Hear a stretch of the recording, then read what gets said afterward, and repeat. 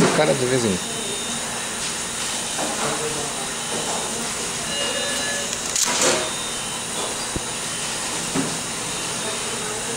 Esse cara de vez em quando tá abrindo os olhos. Aí, ó. Ah, cara, é o papai. Vocês estão olhando o irmão do Conan.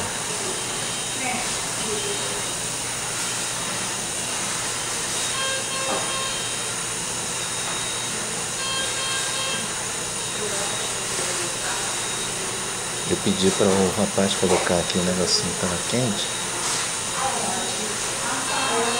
que faz aquecimento, em cima dele, porque aqui tá muito frio.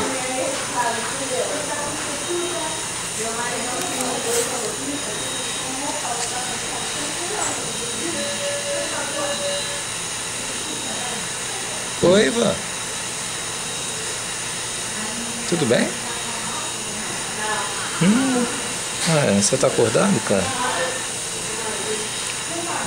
O médico falou que você dorme 20 horas por dia. Que vida boa.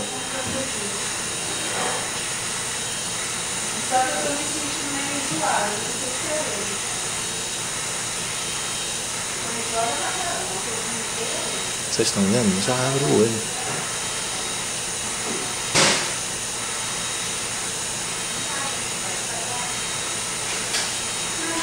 Bom, ele tá aqui quietinho. Eu vou deixar ele quietinho aqui, porque tá com cuidado dos médicos, da tia Fernanda. E eu que sou um pai bonzinho, vou me mandar envolver a minha esposinha, a mamãe do Ivan, que não pode estar falando nada. Quem tá falando nada não tá. Oi? Eu vou embora já.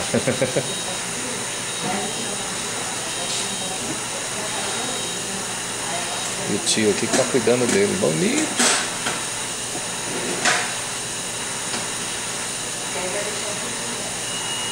Tudo via som.